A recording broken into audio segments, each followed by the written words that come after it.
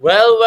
We were all hoping that the game gets done 7:30 p.m. IST, but it's gone on to what is it now, boys? I mean, 10:10. Have some mercy on us, South Africa and Bangladesh. I know, well done to Mr. Mehmudullah, the man, of course, getting his fourth done, but Bangladesh going out in a whimper, getting thumped by South Africa. And you're watching the match review on cricket.com with Gurkirat and Nikhil Popat. Guys, I mean, honestly, a shit show. Sorry, but I have to say that. Nikhil, we'll start with you. Uh, Tough game for Bangladesh. I still felt they did very well to try and do as much as they can with the ball. Held South Africa for enough, bowled good lines, good lengths, but then eventually, this World Cup is again just showing the difference between sides, and it is just showing it up in a very harsh way on that very given day. So tough night for a lot of Bangladesh folks. But yeah, it's okay. Sometimes you just have such games. You've been beaten by a very good side, probably at their best. So yeah, it's okay. Cannot do much about it. Gurkirat, I mean, South Africa going swimmingly well. Only that Dutch hiccup. Do you think they're really sending a statement to the rest of the teams in this tournament? From the batting front, yes, but it would be better from a South African team point of view and from their fans' point of view that they do look at their bowling a little bit, because now it's been it's been in 3 games where, or you could even say in 4 games, where they've gotten the first 5 to 6 wickets early, but they've let the lower order of, or the bottom half of the opposition wag. Today also, they, Bangladesh were 81 for 6. Uh, we saw what happened in that Netherlands game. Netherlands were 50 for 4, and then under 100, I think they were 6 down.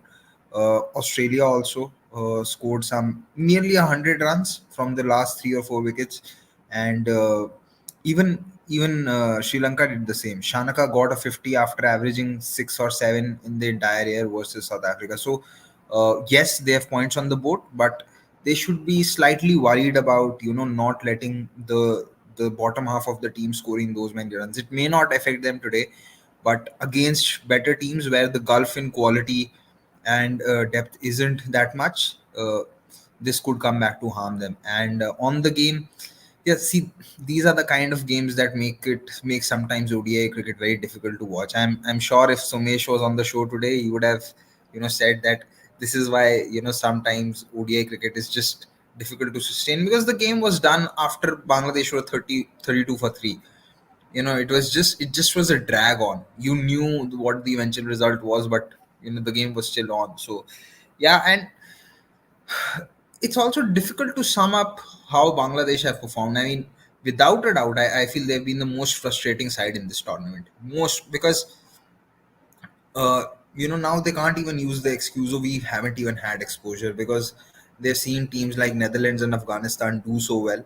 And by no means Netherlands and Afghanistan have more exposure than Bangladesh or more resources. That they don't have that. And Bangladesh just don't step up. One day something will work, and like I completely agree with what Nikhil said, that with the ball they were in the game for quite some time. In fact, I thought the way they fielded today was probably one of the best fielding efforts in this tournament. And it's not just stopping everything on the boundary, just the angles. So many shots, because Wankhede is a quick outfield, short boundary, but so many shots that South African batters were hit. You felt, okay, this will go for a 4. It was stopped. And a lot of it also had to do with just the angles in which the fielders were placed. So there were good things for them to take home about while they were in the field, but once the batting started, it was just all downhill. Okay, of course, people agreeing with you and some people disagreeing with you as well. Keep your comments coming through on this Tuesday night, because at the end of the day, Bangladesh really getting thumped, and we'll reflect that in the match summary next, because it was one man on his 150th ODI. He absolutely lit it up. I know he used to play for the Mumbai Indians. He knows this ground really well at the back of his hand. In 174, 140, take a bow, Quinton de Kock. You've, of course, now head and shoulders above the rest of the batters in terms of the leading run getters in ICC Cricket World Cup 2023. 407. Only time will tell if he can take down Sachin Tendulkar 673 in 2003. But the rest of the batters, as you can see, Klaasen again, absolutely brutal. 90 of just 49 balls. Markram saw himself in as well. Pretty much everyone got going for South Africa, barring Rassie van der Dusen. But in response, as you can see, a somber 233, which actually looks good right now, thanks to that Mehmudullah 111 of 111 with 11 fours. I don't know whether he should name himself Mr. Nelson. I've stolen that stat from, of course, our stats man. But as you can see, South Africa getting the job done clinically and winning by 149 runs. So what has that done to the points table? Let's quickly reflect that for you guys as well, because Bangladesh stay rock bottom, 4 defeat in 5 games. South Africa inch closer to India with 8 points in 5 games themselves. And it really makes you think how the rest of the tournament will shape up, given that there is a clusterfuck, a traffic jam, whatever you want to say, in terms of the middle part of that particular table. Right. We'll, of course, talk about the turning point. We'll talk about our man of the matches and the top performers, and Bangladesh and South Africa's road ahead. But we'll start, of course, with the top performer.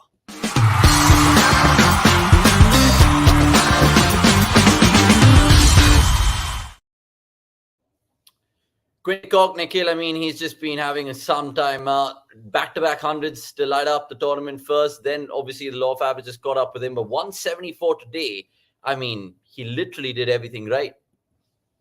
Yeah, and again, very much discussed how well he's played in the past, and again, it was just another example of one of the best ODI batters. Again, I don't know how many will remember him like that or not, but I always felt Quinton was probably one of the best pacers in terms of people who are pacing their ODI knocks very well. So you would see him go from one gear to other to the other to the other, and I think that's what he did today as well. Never looked troubled. Had that one reverse, hit that went up in the air and they didn't take it, but again, that also came very very late. So again, kudos to Quinton. I still don't know why he wants to go, but maybe if he wants to go, we'll respect that decision. But ODI cricket needs such players because those players are telling you there are problems that other teams are having. They could take a leaf out of Quinton's book in terms of how you want to go about building your innings, more so while batting first. So again, I mean, it was nothing new that you saw from Quinton, and that just makes it even more special that he's just done what you've always done with him in terms of hitting all around the park, using every shot that he has in the book, and getting a very big score. And I really thought today could be the day we get, maybe him batting till the end, carrying his bat. Again, I think he thought about the double, but I thought he could actually carry his bat, and that doesn't happen very often. So, but yeah, no problem. You played very well. Okay, Gurkit, I just want to pick your mind about Quinton de Kock because it's ominous for the oppositions who are going to take him on, in particular India, when they face South Africa in Kolkata. But talk to me about someone like him. I know he didn't keep, and sometimes you give him the benefit of the doubt in sweltering conditions like this. Do you think he'll be the catalyst for South Africa to potentially make them enter their first ever World Cup final? QDK? Could be. The way he's going, he definitely seems to be someone on a mission.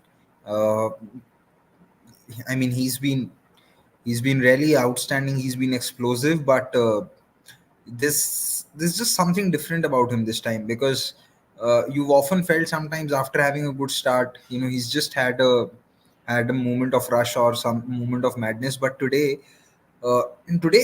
I felt that once Quinton got to his 100, he would get out because of how the conditions were. Might have got tired or anything, but he was so selective in terms of which balls to go after, how to which matchup to maximize, because he was really tired by the time he had crossed that 100, and you just felt that maybe he'll get to his 100 and he'll get out, which is something that happened versus Australia. But probably he learned his lesson that from that game, that if I've gotten in, I want to make it count, because that game South Africa couldn't breach that 100 run mark in the last 10 overs. They scored 79, which is still good if you go by the tournament average so far. So yeah, and some of them hits were so clean. He was still. I felt. I mean, there was this one slower delivery that he got. I don't know if it was from Mustafizur or was it from Shoriful, and he was really tired, but he still managed to pack some power into it and hit it for a boundary. And this was by the time he had reached 130, 140. So just feels a lot more determined, maybe because it's his last ODI tournament and wants to do something special. So yeah, maybe there's that extra motivation. Okay, super. I know it's been an absolute thumping, 149 runs, but we have to, of course, discuss the turning point, which is up next. Was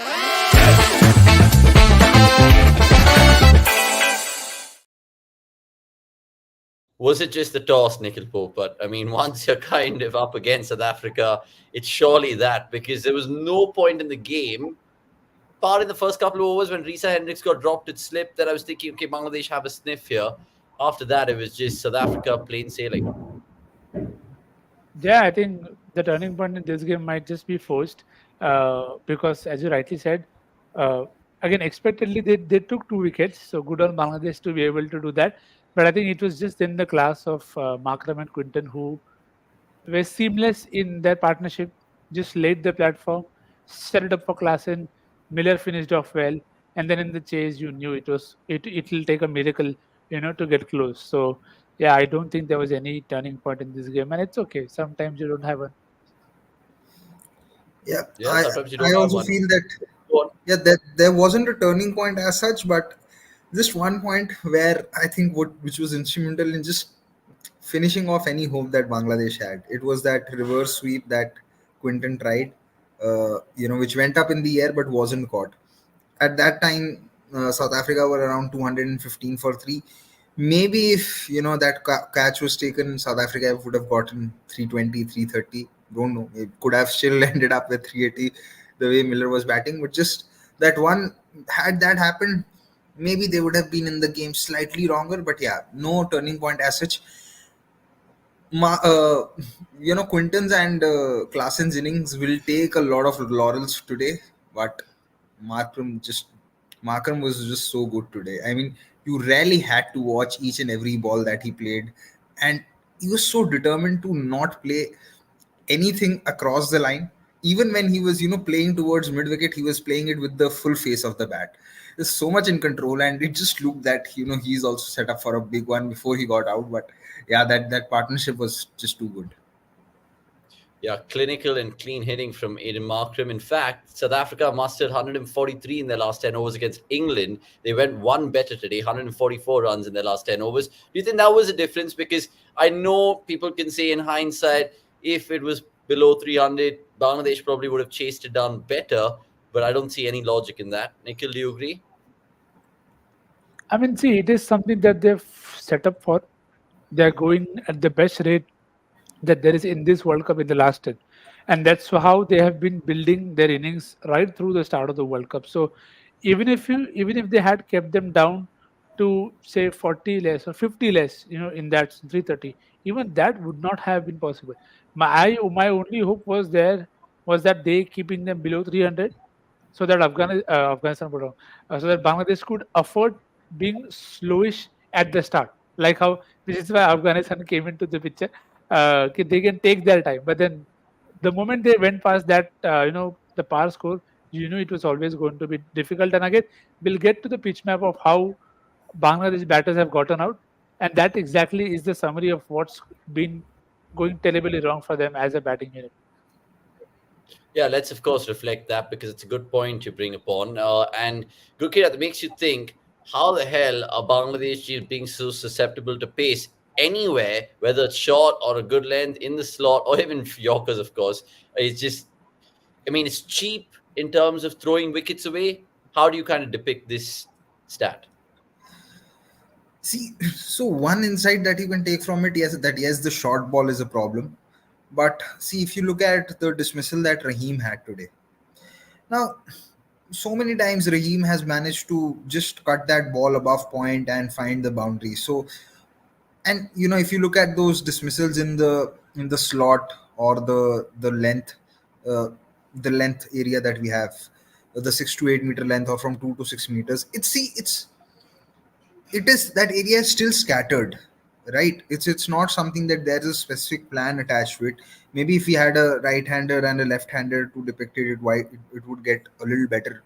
But I just feel this batting lineup, if you look at the individual batters, there is decent amount of quality, right? It is just the team not coming across together. I am reminded of the words that I used in the preview because we did the Bangladesh and the New Zealand preview together. Now, I think it was Akshay who was doing the New Zealand preview, and Nikhil said this probably, and then all of us agreed, or I don't know who said it, but we said that New Zealand is one team which will be the embodiment of the sum being greater than its parts. And then when we were talking about Bangladesh, I said it could be the antithesis to New Zealand, wherein the sum will not be equal to the it would be far lesser than the individual parts, and that is what we are seeing. There is no way that Bangladesh don't have better batting talent than Afghanistan or Netherlands. There is decent batting talent, it's just that no one's turning up. And yeah, today, see, 380 was not going to get chased. That is something you can agree on, but just the dismissals that are happening and just the way things are going, it's been absurd, and a lot of it is just down to their own undoing. I think five games in this tournament, five different batting orders. If we probably go back to the New Zealand home series or the Asia Cup, we might find that in all the 10 games, there have been 10 different batting orders. So there's absolutely no clarity in terms of who's going to open, who's going to bat at three, what are the roles. It's just that the only thing that you can predict, that okay, there will be a collapse in the first 10 to 15 overs, 2 or 3 wickets will go down, and then you'll rely on Shakib and Rahim, or if it's not Shakib, because Shakib of late has not been in good form, then Rahim with someone else. This World Cup, it's been Rahim and then Mohammedullah. So yeah, I mean, post this World Cup, they need to look at better middle order batters who can do something, because still, how long can you sustain your team on the likes of, especially your batting on the likes of Litton, Shakib, Rahim, and Mohammedullah? Because Mohammedullah was not in the scheme of things. He was not a part of the Asia Cup. He just came back because no one was scoring runs. So it's just a very sorry figure if you look at it, because it's, as a cricket fan, you're disappointed because you expect that okay, over the years there would have been some improvement. The 2021 World T20, you felt, because they played the qualifiers and they lost to Scotland in that, but they still managed to play the main round. You felt okay, maybe, and at that point of time, Mohammedullah said that we play on such pitches that when we get flat pitches, we don't know how to score. So you grant that. World Cup in Australia, T20, you again understand, okay, not meant for conditions. But I'm not sure if you can really, now come up with any decent excuse for the showing that has been in this World Cup so far. It's just plain disappointing and nothing else. It is. I mean, it's a sorrow day for Bangladesh fans in terms of how they will go ahead in this tournament, Nikhil. Gurkira just mentioned it over there. There could be a lot of changes post the World Cup, but how do they utilize these 4 games? Netherlands up next in Kolkata, and then, of course, Pakistan at the same venue before they take on Sri Lanka and Australia.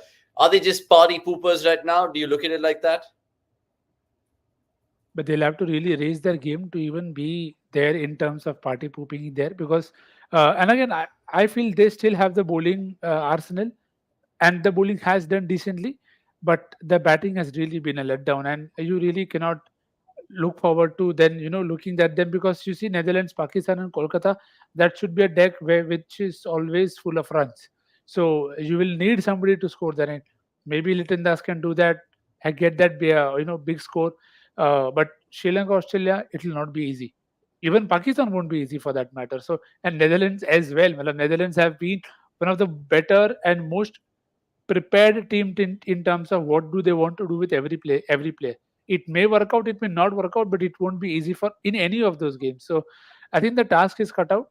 And as Paji said, while I think that it's not just about who they get in, they just need to take a call on what do they want to do with their cricket. Do they always want to be known as a side that will compete in certain conditions, or do they want to just be a bit more open, try and push their limits and find a brand of cricket that they want to play and stick to it? Because for like over the last decade, you think of Bangladesh, you think of 4 names: Murtaza, Rahim, Shakib, Tamim. Where is the next batch? That next batch just hasn't come through. So yes, the under 19 batch has come through.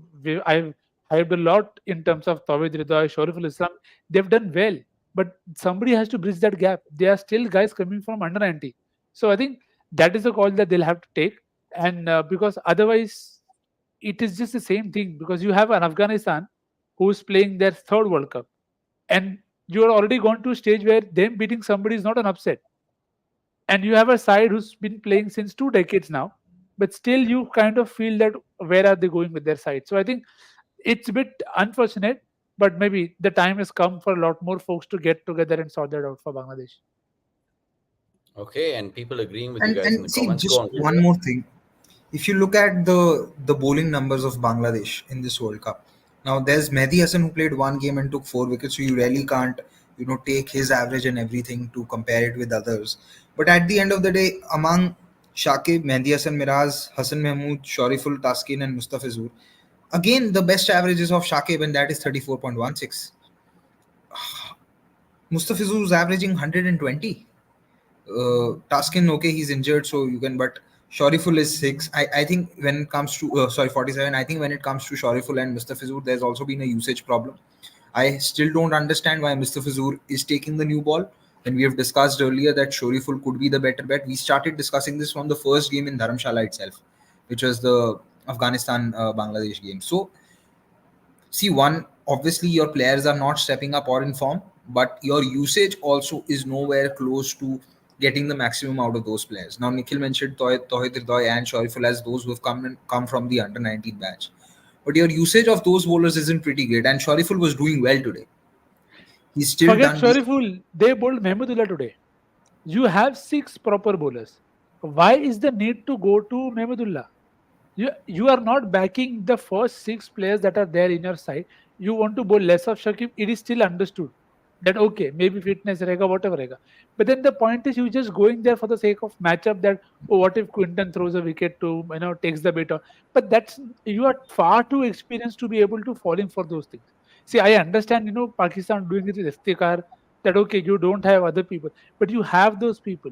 It's just maybe just not being used in the right way, and again, at times you don't even know who's taking those calls. So maybe there is a lot to look out for there also. And by the time Shariful and Mustafizur came back for their second spells in the 30th over, the game had pretty much had started to slip out of the grasp. The Quinton had settled and everything. So it's just now all the time that they played Toy De Doy, you felt that they were just playing with 10 players because he's not someone who bowls, and he's batting at 6, batting at 7, and this is a guy who bats at 3 or 4 otherwise. Made a lot of things have made absolutely zero sense.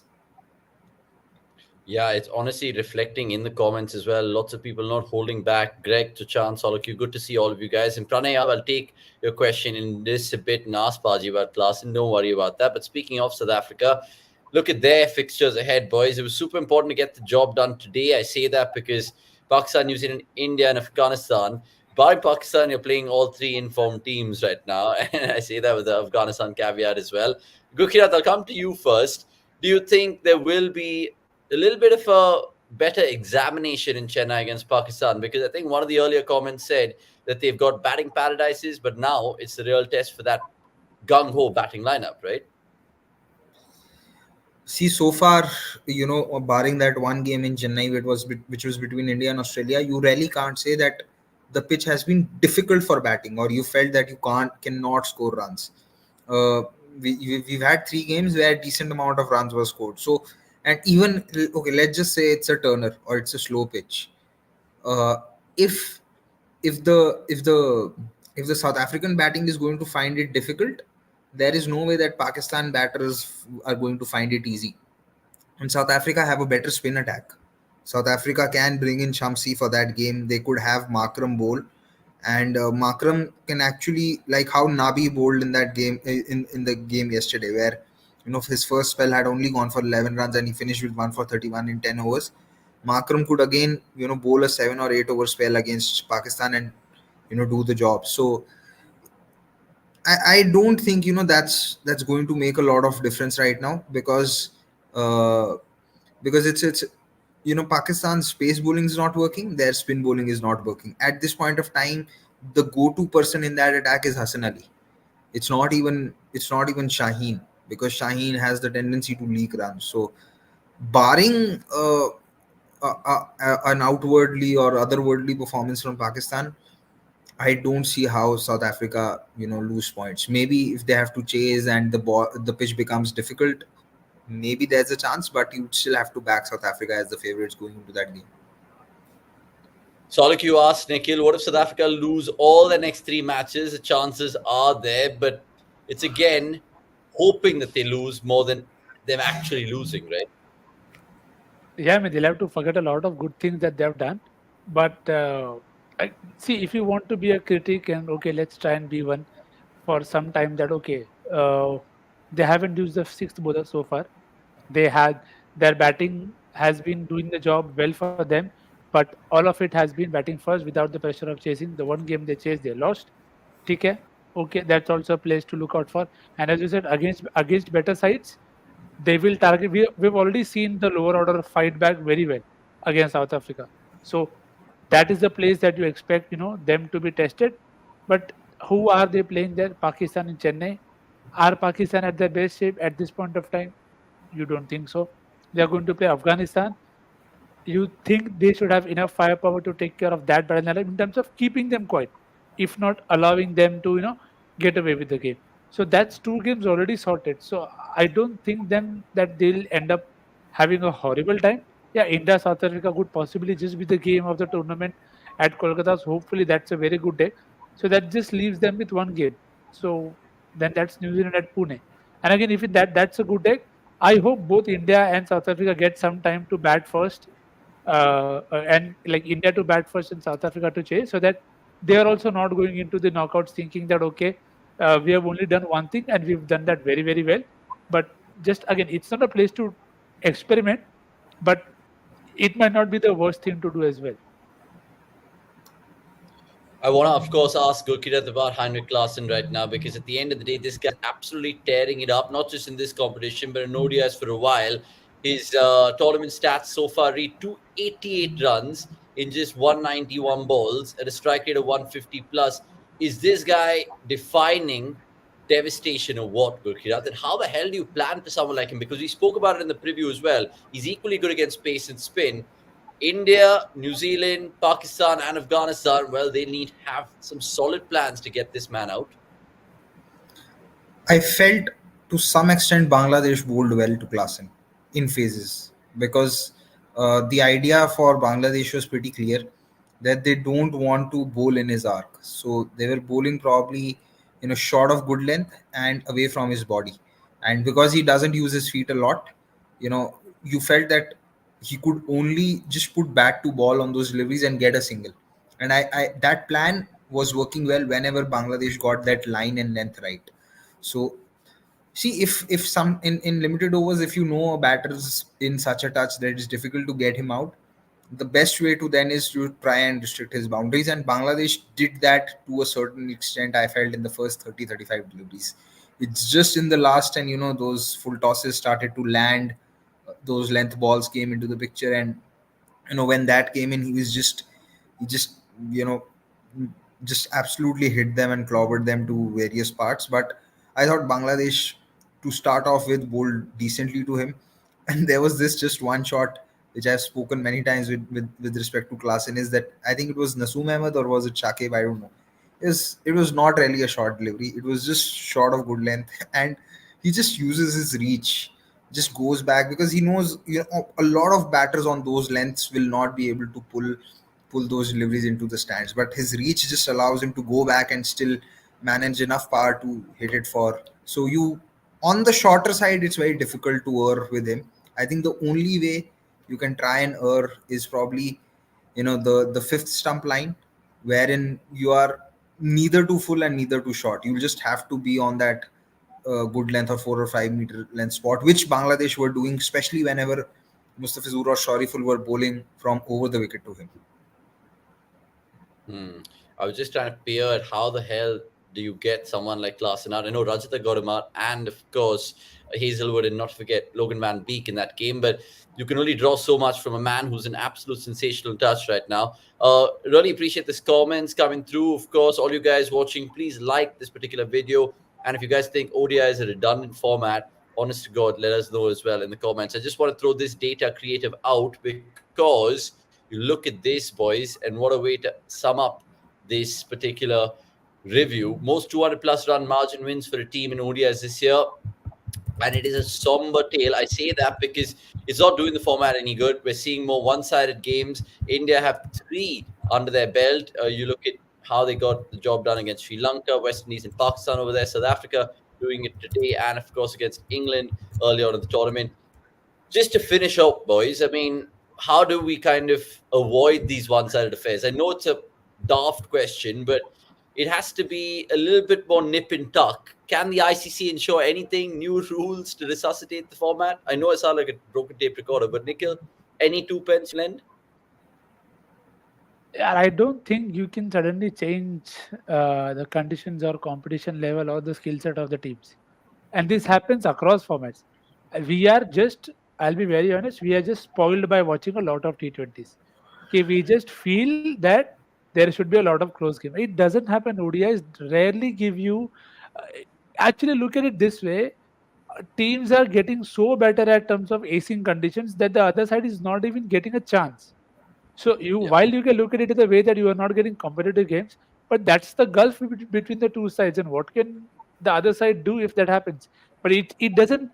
And there are enough examples that the same side, England smashed Bangladesh, Afghanistan smashed England, South Africa smashed Australia, Netherlands smashed South Africa. So it's not that they are not beatable, but eventually it is telling you on that very given day, if you are not ready or able to adapt to that surface.